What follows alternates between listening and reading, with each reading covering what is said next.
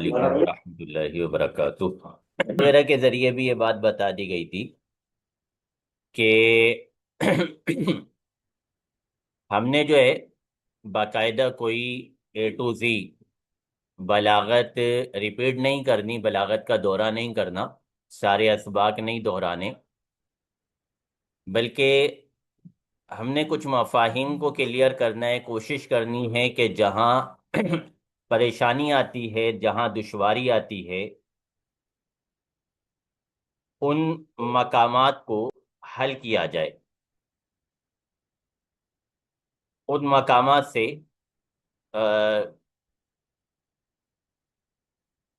دشواری کو دور کیا جائے، پریشانی کو دور کیا جائے۔ اچھا، ابتدا میں کچھ باتیں کر لیتا ہوں آپ سے، پھر اس کے بعد میری کوشش یہ ہوگی کہ آپ کی طرف سے کوئی الجھن، کوئی پریشانی پیش کی جائے اور اس کا حل نکالا جائے، اس کی تسہیل کی جائے۔ تو ابتدا میں کچھ تھوڑا سا آپ کو وضاحت کر دیتا ہوں کہ فن بلاغت جو ہم درس نظامی میں پڑھا کرتے ہیں، اس کے حوالے سے کچھ مس کانسیپشن ہے، کچھ جو ہے وہ غلط کانسیپٹ ہے ہمارے ذہن میں کیونکہ ہم عمومی طور پہ کسی بھی مضمون کو پڑھتے ہوئے، کسی بھی فن کو پڑھتے ہوئے اجرا کی طرف چلے جاتے ہیں کہ جی اس کا اجرا کیا ہوگا، اس کا اجرا کیسے ہوگا، ہم اس کا امپلیمنٹ کیسے کریں گے کیونکہ نحو اور صرف جو ہمارے درس نظامی کے ابتدائی مضامین ہیں، جو ہم اسٹارٹنگ میں پڑھتے ہیں درس نظامی کرتے ہوئے، تو اس میں کیونکہ اجرا کا سلسلہ ہوتا ہے، چلے تو چونکہ ہمارے یہاں ایک اجرا کا کانسیپٹ بن جاتا ہے صرف و نحو کی وجہ سے صرف و نحو میں اجرا کا پہلو واضح ہونے کی وجہ سے، تو ہم ہر مضمون میں پہلے اجرا کی طرف چلے جاتے ہیں کہ اس کے اجرا کی کیا صورت ہوگی، اس کے اجرا کا کیا سلسلہ ہوگا۔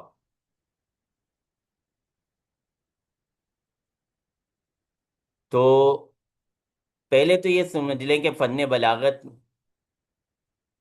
ایک الگ چیز ہے، اور ایک بلاغت کی صلاحیت ہونا، بلیغ ہونا، جس کو ہم کہتے ہیں بلیغ متکلم، متکلم بلیغ، متکلم فصیح، یہ دو الگ الگ چیزیں۔ ایک خدا داد صلاحیت ہے، اللہ تبارک و تعالیٰ نے انسان کے اندر ایک صلاحیت رکھی ہے جس کے ذریعے وہ مفاہیم کو سمجھتا ہے، مفاہیم کو پہچانتا ہے، اس کے اندر ایک ذوق سلیم پایا جاتا ہے۔ ذوق سلیم کا لفظ آپ نے بلاغت میں کافی سنا ہو، مختلف مضامین میں کافی سنا ہوگا۔ تو ذوق سلیم ایک پایا جاتا ہے انسان کی فطرت میں، یہ ہر انسان میں نہیں ہوتا۔ ہر انسان کے اندر ذوق سلیم گفتگو کے حوالے سے، یا یوں کہہ لیں کہ شاعری کے حوالے سے، یا نثر کے حوالے سے، یا الفاظ کے اتار چڑھاؤ کے حوالے سے، ہر ایک میں یہ ذوق سلیم نہیں پایا جاتا۔ جس میں یہ صلاحیت موجود ہوتی ہے اس کو نکھارا جا سکتا ہے۔ اس کو بالکل اس طرح سے سمجھ لیں کہ جیسے پتھر کی مختلف اقسام ہیں۔ ایک ہمارے گلی محلے کا پتھر ہوتا ہے، ایک سنگ مرمر کا پتھر ہوتا ہے، ایک نمک والا پتھر ہوتا ہے، ایک کوئلے والا پتھر ہوتا ہے، اور ایک جو ہے وہ پتھر ہوتا ہے جس کو ہم گولڈ کہتے ہیں، سونا کہتے ہیں۔ بیسیکلی یہ سارے جو ہیں وہ پتھر ہی ہیں، لیکن ان کے اندر الگ الگ صلاحیتیں موجود ہیں۔ اللہ تبارک و تعالیٰ نے ان کے اندر الگ الگ صلاحیتیں رکھی ہیں۔ اگر ہم کسی بھی پتھر کو لے کے تراشنا خراشنا شروع کر دیں اور کوشش کریں کہ اس میں سنگ مرمر والی لک آ جائے، سنگ مرمر والا اس میں جو ہے خصوصیات آ جائیں، کیونکہ ہم نے جو ہے سنگ مرمر کی فیکٹری میں جا کے دیکھا کہ جی یہ کیمیکل استعمال ہوتا ہے، یہ مشین استعمال ہوتی ہے، اس کی اس طرح رگڑائی کی جاتی ہے، گھسائی کی جاتی ہے. تو ہم نے وہ ساری چیزیں دیکھی، سمجھی، ان کو سیکھا، اور آ کے ہم نے گلی کا پتھر اٹھایا اور اس پر یہ سارا پروسیس شروع کر دیا. تو وہ سنگ مرمر والی کوالٹیز اس میں کبھی بھی نہیں آئیں گی. اتنی بات سمجھتے ہیں آپ؟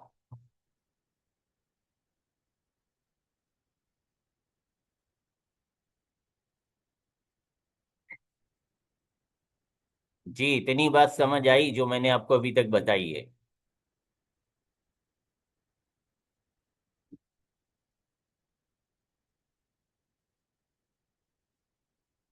اچھا. سب کو آواز کلیئر نہیں آ رہی کیا؟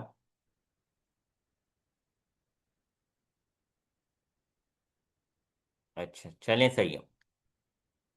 تو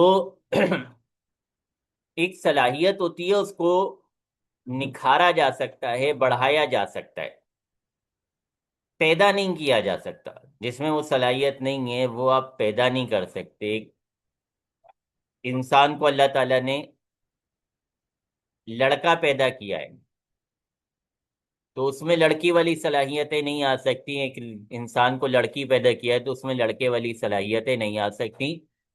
یہ خداداد صلاحیتیں. ہاں، جو لڑکا ہے، جس کو اللہ تعالیٰ نے لڑکا پیدا کیا ہے، اب جو لڑکوں والی خصوصیات ہیں، اس کا جنگجو ہونا، اس کا مبلغ ہونا، اس کا امامت کا اہل ہونا، یہ جو لڑکوں والی خصوصیات ہیں، ان کو نکھارا جا سکتا ہے اس کے اندر.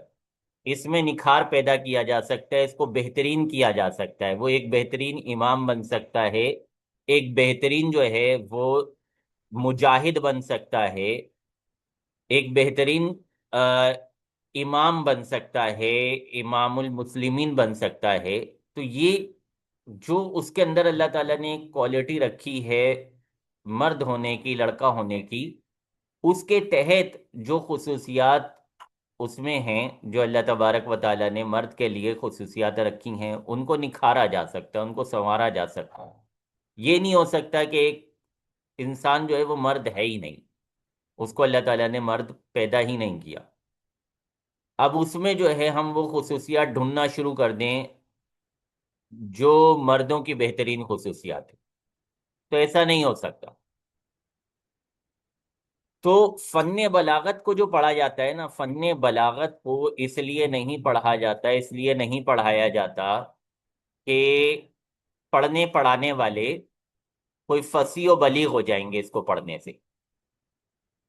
کیونکہ وہ تو وہی ہوگا فصیح و بلیغ کہ جس کے اندر اللہ تعالیٰ نے وہ کوالٹی رکھی ہے، وہ صلاحیت رکھی ہے. جس کے اندر وہ صلاحیت نہیں رکھی، وہ فصیح و بلیغ نہیں ہو سکتا. صحیح ہے، اتنی بات کلیئر ہو گئی.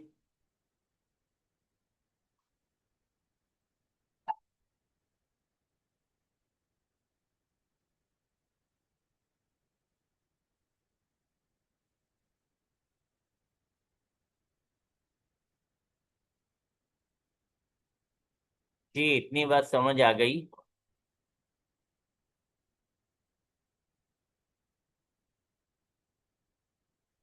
اب فن بلاغت پھر پڑھا کیوں جاتا ہے؟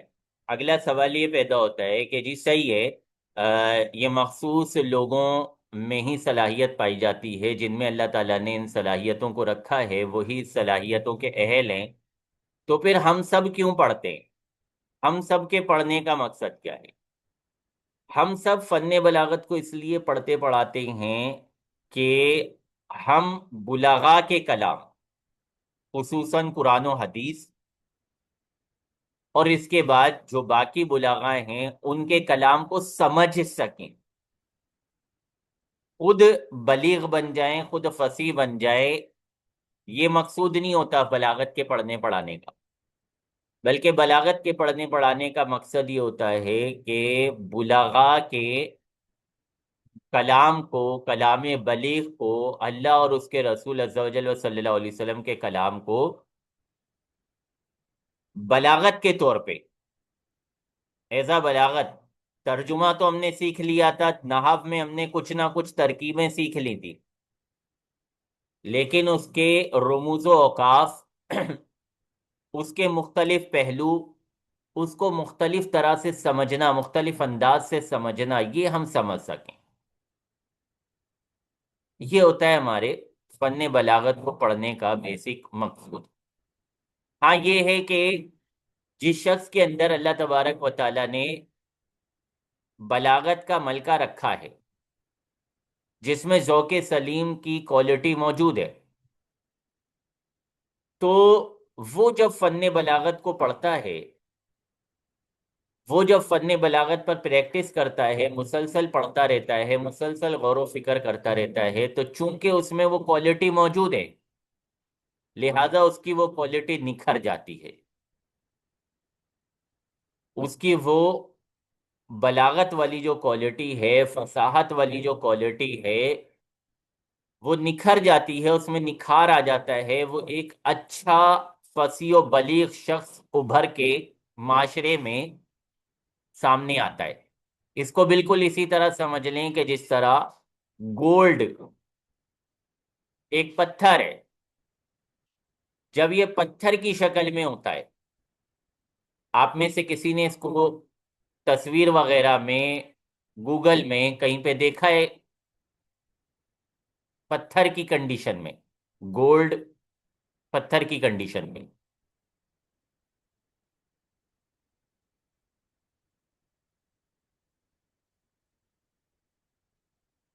دیکھا ہے نا؟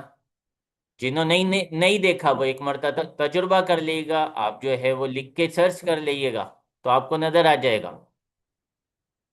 جب یہ پتھر کی شکل میں ہوتا ہے، یعنی پہاڑوں سے جس شکل میں یہ نکالا جاتا ہے، اس وقت یہ ایسا نہیں ہوتا کہ آپ اس کو گلے میں لٹکا سکیں، اس وقت یہ ایسی چمک دمک نہیں رکھتا، ایسی خوبیاں نہیں رکھتا کہ آپ اس کو گلے میں ہار کے طور پہ لٹکا لیں۔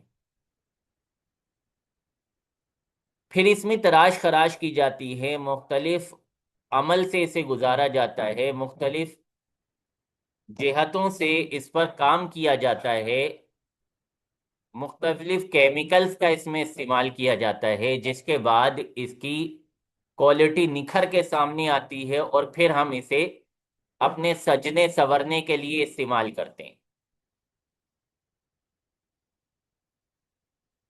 صحیح ہے جی؟ تو جس طرح یہ پتھر ہوتا ہے نا، اس کی تراش کا، اس میں اللہ تعالیٰ نے صلاحیت رکھی ہے گولڈ کی، ایسے ہی آپ سنگ مرمر کا پتھر دیکھ لیں، جب یہ پہاڑ سے نکلتا ہے تو اس وقت یہ ایسا نہیں ہوتا کہ آپ اپنے گھر کے اندر اس کو سجاوٹ کے لیے استعمال کر رہے ہیں، بلکہ اس کے اندر تراش خراش ہوتی ہے، مختلف طرح کے اس کے ساتھ پروسیس کیے جاتے ہیں، اس کے بعد یہ اس کنڈیشن میں آتا ہے کہ یہ گھر میں خوبصورتی پیدا کرتا ہے، گھر کے اندر ایک نکھار پیدا کرتا ہے اگر اس کو گھر میں استعمال کیا جائے۔ تو یہی معاملہ فصاحت و بلاغت کا ہے کہ جس میں اللہ تبارک و تعالیٰ نے یہ کوالٹی رکھی ہے، یہ خوبی رکھی ہے، یہ صلاحیت رکھی ہے، وہ جب فصاحت و بلاغت کو پڑھتا ہے تو اس کی یہ کوالٹی نکھر جاتی ہے، سنور جاتی ہے۔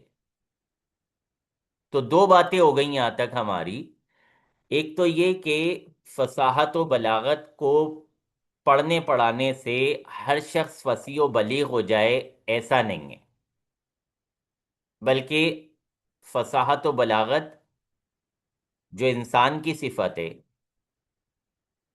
وہ من جانب اللہ ہے۔ اگر اللہ تعالیٰ نے اس میں وہ کوالٹی رکھی ہے تو فبیہا، ورنہ پڑھنے پڑھانے سے، محنت کرنے سے، کوششیں کرنے سے وہ کوالٹی پیدا نہیں ہوگی۔ دوسری بات، پڑھنے پڑھانے کا مقصد فصاحت و بلاغت کو بیسیکلی یہ ہوتا ہے کہ ہم فصیح و بلیغ کلام کو اس کی فصاحت و بلاغت کے پیرائے میں سمجھ سکیں۔ کچھ نہ کچھ ہم نے صرف و نحو پڑھتے ہوئے عربی کلام کو سمجھنے کی صلاحیت پیدا کر لی ہے، ہم اس کے مفاہیم، اس کے معنی کو سمجھ لیتے ہیں، لیکن فصاحت و بلاغت کے ذریعے ہمیں اس کے زیادہ مفاہیم سمجھ آتے ہیں، اس کا وسیع مفہوم سمجھ آتا ہے، اس کا وسیع پہلو ہمیں سمجھ آتا ہے۔ زید قائم جب ہم نے نحو میں پڑھا تھا تو ہمیں پتہ چلا تھا اس کا معنی ہے زید کھڑا ہے، لیکن جب فصاحت کے اندر ہم نے یہ پڑھا کہ جب کلام کے اندر معرفہ لایا جائے تو اس میں کیا کیا مفاہیم پیدا ہوتے ہیں،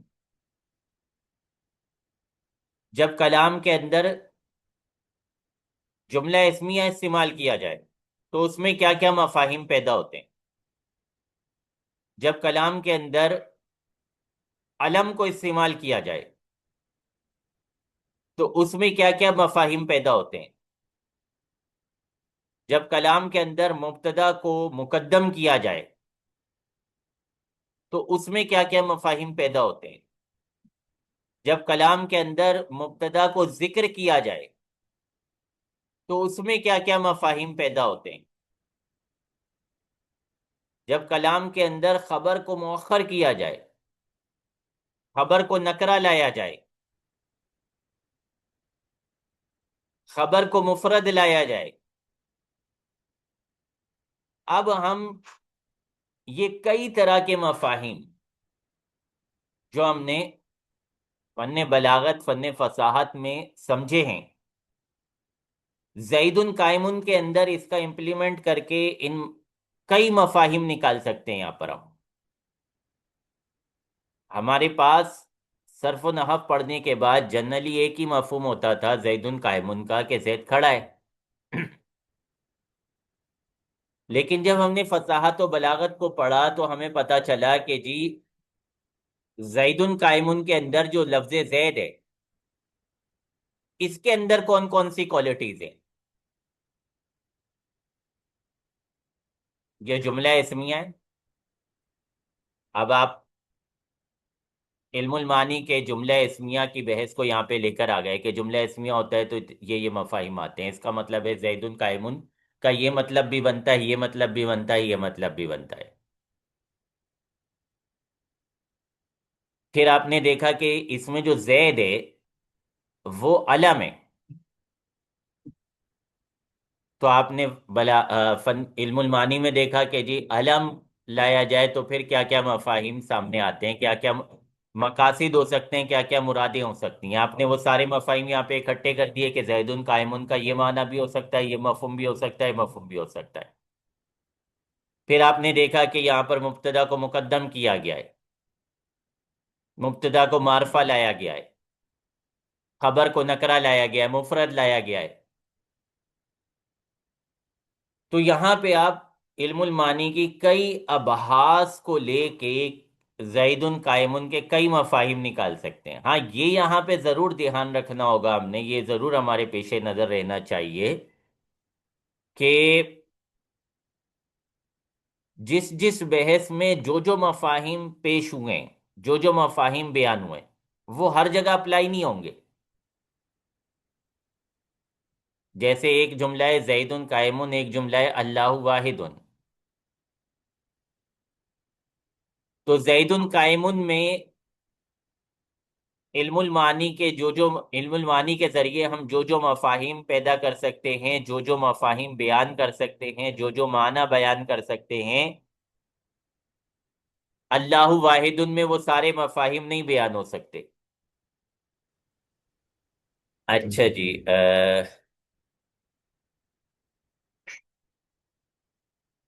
کیا بتا رہا تھا میں؟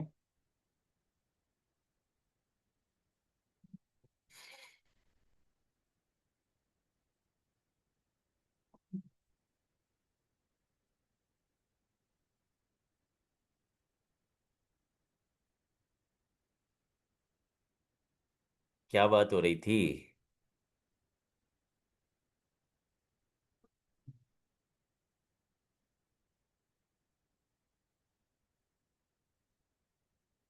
مفاہیم ہر جگہ سے، ہاں ٹھیک، سارے مفاہیم ہر جگہ استعمال نہیں ہو سکتے نا یہ بس دھیان رکھنا ہوگا۔ باقی علم المعانی کے ذریعے آپ حدیث کی شرح، قرآن کی تفسیر تو نہیں کہہ سکتا کہ تفسیر کر لیں، لیکن تفسیر اگر آپ کرنے کے اہل ہیں، کیونکہ اس کے لیے کافی سارے فنون چاہیے ہوتے ہیں، تو اس تفسیر کے اگر آپ اہل ہیں تو پھر اس میں آپ علم المعانی کے ذریعے کافی ساری تفسیری پہلو نکال سکتے ہیں، حدیث کی کئی طرح سے آپ تشریح کر سکتے ہیں۔ یہ جو ہم شروحات حدیث، قرآن پاک کی تفاسیر، اسی طرح فقہ وغیرہ کی بحثیں، اور مختلف جو جہاں پہ تشریح ہو رہی ہوتی ہے مختلف کلاموں کی، مختلف باتوں کی، وہاں جب ہم غور کرتے ہیں تو ایک حصہ اس میں علم بلاغت کا ہوتا ہے۔ علم بلاغت کے ذریعے ہمیں اسی ایک جملے سے، اسی ایک عبارت سے کئی کئی مفاہیم حاصل ہو رہے ہوتے ہیں، اور انہی مفاہیم کو لے کے جو ہے وہ لوگ اپنے شروحات تیار کر رہے ہوتے ہیں، اپنے بیانات تیار کر رہے ہوتے ہیں، اپنے خطابات تیار کر رہے ہوتے ہیں۔ اس کے بعد آ جاتا ہے علم البیان۔ علم البیان میں یہ ہوتا ہے کہ آپ اپنی بات کو، مطلب بات ایک ہی ہے، یہاں پر یہ تھا کہ ایک بات تھی اور ایک بات کے آپ نے کئی مفاہیم نکال لیے، کئی معنی نکال لیے، کئی مطالب نکال لیے۔ علم البیان میں اس کا اپوزٹ ہوتا ہے، اس میں یہ ہوتا ہے کہ ایک معنی ہوتا ہے، ایک مفہوم ہوتا ہے، اس کو آپ کئی طرح سے بیان کر سکتے ہیں۔ آپ سمپل جملے کے ساتھ بیان کر دیں، بارش ہو رہی ہے، یا پھر جو ہے آپ تھوڑا سا اس کو پوشیدہ کر کے بیان کر دیں، چھت پہ کپڑے گیلے ہو گئے، یا کوئی اور اس طرح کا مفہوم لے کے جس سے پتہ چلتا ہو کہ بارش ہو رہی ہے۔ یہ علم البیان میں ہوتا ہے کہ علم البیان میں آپ ایک مراد کو لے کے، ایک مفہوم کو لے کر، ایک معنی کو لے کر کئی انداز میں بیان کر سکتے ہیں، کئی انداز سے بتا سکتے ہیں۔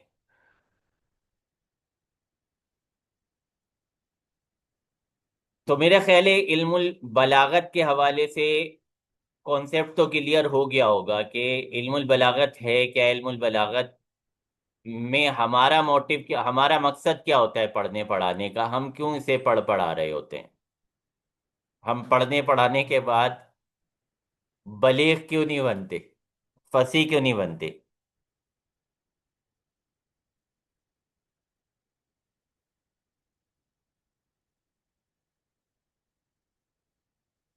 نہیں دیکھیں، کتابوں کا تعلق تو جو آپ کے سلیبس مقرر کرنے والے حضرات ہیں نا، آ، یہ ان کی تھنکنگ سے تعلق رکھتا ہے، اور رہ گئی بات یہ کہ کتنی کتابیں ہونی چاہیے۔ اگر ہم صرف اس مقصد کے لیے پڑھ رہے ہیں بلاغت کے، ہم کلام کو سیکھنا چاہتے ہیں، سمجھنا چاہتے ہیں، بلغاء کے کلام پر جو ہے ہم مہارت حاصل کرنا چاہتے ہیں، ان کے مفاہیم کو سمجھنا چاہتے ہیں، تو اس کے لیے 10 کتابیں بھی پڑھیں تو کم ہے۔ آپ جتنا اس پہ پڑھتے جائیں گے اتنا آپ کو کلام کے مفاہیم میں ایک غوطہ ملتا جائے گا۔ قرآن پاک کو آپ نے پہلے بھی پڑھا ہوگا، پہلے بھی آپ درس نامی سے پہلے بھی آپ نے اس کا ترجمہ پڑھا ہوگا، یا خود ترجمہ پڑھا ہوگا۔ آپ جب ابتدائی درجات میں ہوں گے تو آپ اس کا ترجمہ کرنا شروع ہو گئے ہوں گے کچھ نہ کچھ، لیکن جیسے جیسے آپ کی کلاسیں آگے بڑھتی گئیں، آپ کے درجات آگے بڑھتے گئے، آپ کو اسی آیت کے زیادہ مفاہیم سمجھ آنے لگ جاتے ہیں، اسی آیت میں آپ کو زیادہ چیزیں سمجھ آنے لگ جاتی ہیں۔ تو اس کی کوئی لمٹ نہیں ہوتی کسی بھی فن کی، صرف بلاغت کی ہی بات نہ کریں، منطق ہو, आपका उसूल फिक हो, उसूल फिक क्यों पढ़ा जाता है?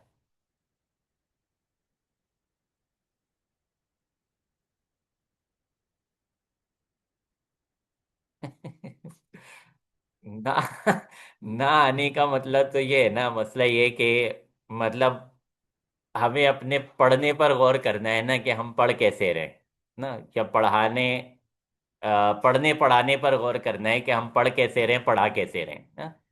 ना आने का ताल्लुक तो इससे है ना, इसका ताल्लुक कोई मतलब बलागत का तो कोई कसूर नहीं है ना, कि बलागत पढ़ी लेकिन हमें फिर भी मफाहिम निकालना नहीं आया, या हमें अभी तक पता ही नहीं चल सका था कि अच्छा इसको हम इसलिए पढ़ते हैं कि इसके जरिए मफाहिम हासिल किए जाते हैं इबारतों के. ये बात भी तो मेरे ख्याल में बाज लोगों के लिए नई होगी ना, कि अच्छा बलागत इसलिए पढ़ी जाती है, हम तो कुछ और समझते थे. क्या ख्याल है? कोई तो होगा एक आध जिसके लिए ये बात नहीं होगी.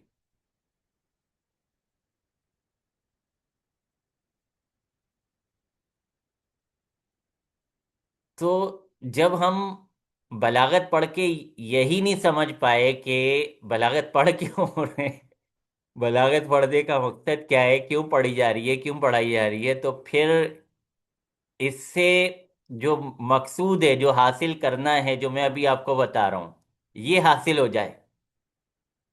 इसमें बलागत का तो कोई कसूर नहीं है, इसमें मुख्तसर वानी का तो कोई कसूर नहीं है, इसमें तलखीसुल मिफ्ता का तो कोई कसूर नहीं है. तो पढ़ने पढ़ाने का मसला है ना, कि पढ़ने वाले और पढ़ाने वाले इसको किस बिहाफ पे पढ़ा रहे हैं, उनके जहन में क्या है, वो क्या मकसद लेके चल रहे हैं.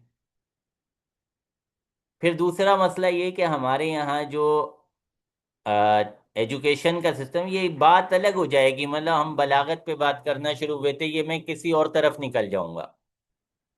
एजुकेशन सिस्टम का प्रॉब्लम है. एजुकेशन सिस्टम में जो है हम मतलब किताब, या यूं कह लें कि इबारतें पढ़ाने पर ज्यादा फोकस करते हैं. हमारा एजुकेशन सिस्टम, हमारे असतदा ले लें या जो भी मतलब हमारे यहाँ जिम्मेदारान हैं, वो इबारतें पूरी करवाने सफ़हात पूरे करवाने पर ज्यादा तवज्जो रखते हैं, बमुकाबला इसके कि वो उस फन को सिखाएं एज अ फन. फन वाले तैयार करें, फन्नी लोग तैयार करें, फनी लोग नहीं, फन्नी लोग तैयार करें. इस पे काम बहुत कम होता है. तो ये वजह होती है कि जिसकी वजह से मतलब हमने किताब पढ़ी, एक पढ़ी, दो पढ़ी, तीन पढ़ी, चार पढ़ी, लेकिन हम जो उस फन का मकसूद था, जो उस फन में हमें हासिल होना चाहिए था, वो नहीं हासिल कर सके. तो ये मतलब इसका ताल्लुक आप बलागत से ना जोड़ें, कि बलागत में हम अभी भी मफाहिम नहीं निकाल पाते, हमने दो किताबें पढ़ ली, या तीन पढ़ ली, या चार पढ़ ली. तो इसमें पढ़ने पढ़ाने का कसूर है कि हम पढ़ किस तरह रहे हैं, हम पढ़ा किस तरह रहे हैं, हमारा मोटिव क्या है, हमारा मकसद क्या है, हम करना क्या चाह रहे हैं, तलबा हमें रिप्लाई क्या दे रहे हैं, हम तलबा से रिप्लाई क्या ले रहे हैं. तो इससे ताल्लुक होता है इस चीज़ का कि हम जो उस फन का मकसूद था, जो उस फन से हासिल होना चाहिए था, भाई मंतिक पढ़ने वाले कितने जो है वो दुरुस्त नतीजे हासिल करने वाले हो जाते हैं. मंतिक का हमने मकसद पढ़ा था कि मंतिक जो है वो फिक्र में दुरुस्तगी पैदा करती है, सोच में दुरुस्तगी पैदा करती है. आपकी सोच सही हो जानी चाहिए, आपके फैसले सही हो जाने चाहिए. वे हम फैसला करते हैं ना कि आज मैंने छुट्टी करनी है, या मैंने इस मदरसे जाना है, पढ़ाई करनी है, आज मैंने जो है वो क्लास लेनी है या नहीं लेनी. बहुत सारे हम फैसले करते हैं. मैं दरस निज़ामी पढ़ रहा हूँ, दरस निज़ामी पढ़ने के साथ साथ क्या मुझे जो है वो कॉलेज को भी कंटिन्यू रखना चाहिए या नहीं रखना चाहिए. क्या मैं दरस निज़ामी पढ़ने के दौरान, इसी अरसे के दौरान मुख्तलिफ स्किल्स भी हासिल करता रहूं, कंप्यूटर भी सीखूं, इंग्लिश लैंग्वेज भी सीखूं, اور دنیا بھر کی مختلف اسکلز وہ بھی حاصل کرتا رہوں یا نہیں؟ تو اس طرح کے بیسیوں، بلکہ کہیں کہ سینکڑوں فیصلے ہوتے ہیں جو ہم اپنی روزمرہ کی زندگی میں کر رہے ہوتے ہیں، تو کیا ہم ان فیصلوں میں درست فیصلے کر پاتے ہیں؟ منطق تو ہم نے پڑھی، ایک کتاب پڑھی، دو پڑھی، تین پڑھی، تو کیا ہماری رائے درست ہو گئی؟ کیا ہماری سوچ درست ہو گئی؟ ہم صحیح فیصلے کرنے لگ گئے؟ بتائیں۔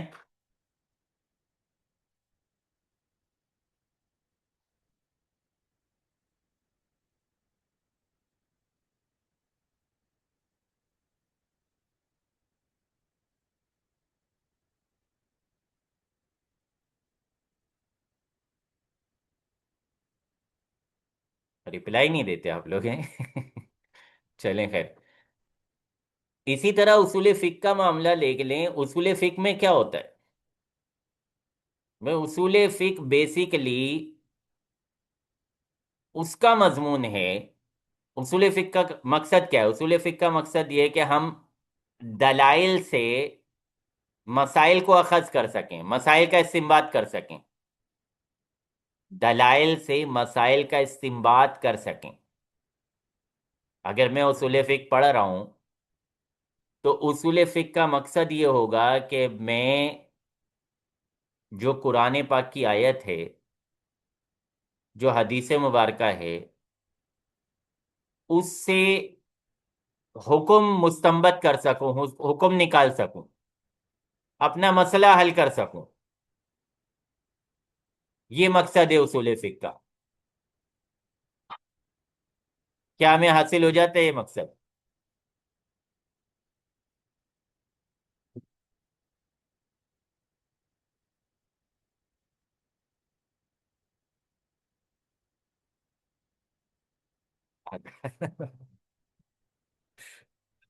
آدھا تو نہ ہی ہو تو بہتر ہے۔ یہ مطلب ایک نازک فنون ہے، ہر ایک میں ایسا نہیں ہے، لیکن یہ اصول فقہ جس کی میں بات کر رہا ہوں، یہ ایک نازک فن ہے۔ اس میں یا تو پورا حاصل ہونا چاہیے مہارت، یا پھر نہیں ہونی چاہیے۔ یہ آدھے آدھے والا جو ہے نا، یہ بہت زیادہ گڑبڑ معاملہ ہے، یہ نہیں ہونا چاہیے۔ تو بھائی اصول فقہ کیوں پڑھ؟ اصول فقہ بیسیکلی کس کا مضمون ہے؟ اصول فقہ بنیادی طور پہ مضمون ہے ان حضرات کا جو مجتہد ہوتے ہیں، جو مفتی ہوتے ہیں۔ مسائل استنباط کرنا، مسائل اخذ کرنا کس کا کام ہوتا ہے؟ میرا آپ کا کام تو نہیں ہے نا۔ مفتی صاحب مسائل اخذ کرتے ہیں، مفتی صاحب مسائل مستنبط کرتے ہیں، وہ مسائل کا استخراج کرتے ہیں، میں اور آپ تو نہیں کرتے استخراج۔ ایسا ہی ہے نا؟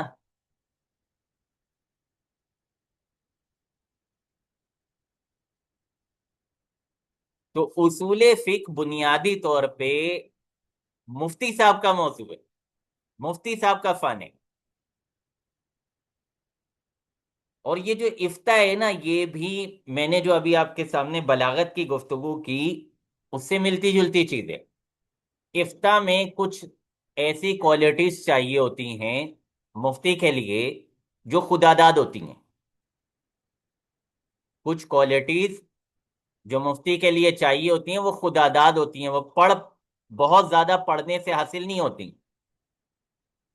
وہ وہی ہے، اللہ تعالیٰ نے اس کے اندر رکھی ہے وہ صلاحیت، وہ خصوصیت، تو اس میں وہ نکھار آئے گا مسلسل محنت کرنے سے، مسلسل پریکٹس کرنے سے۔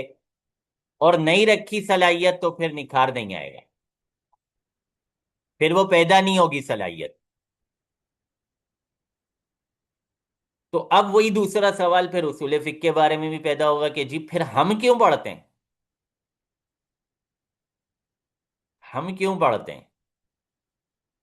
تو پھر اسی کو پڑھنی چاہیے جس میں صلاحیت ہو، جس میں یہ کوالٹی ہو۔ ہم اس لیے پڑھتے ہیں کہ ہم میں سے ہی کچھ لوگ پھر آگے بڑھ کے مفتی بنتے ہیں. ہمیں ابھی فی الحال نہیں پتا ہوتا کہ ہم میں یہ کوالٹی ہے یا نہیں ہے. اس کو چیک کرنا مشکل ہوتا ہے. پڑھاتے رہتے ہیں، پھر آہستہ آہستہ جب وقت آتا ہے تو جو چیک کرنے والے حضرات ہوتے ہیں، جو چیک کرنے والی شخصیات ہوتی ہیں، وہ اس بات کو جج کر لیتی ہیں کہ اس میں مفتی بننے کی صلاحیت ہے یا نہیں. اگر ہوتی ہے تو وہ اس کو آگے لے کے چلتے ہیں، ورنہ اس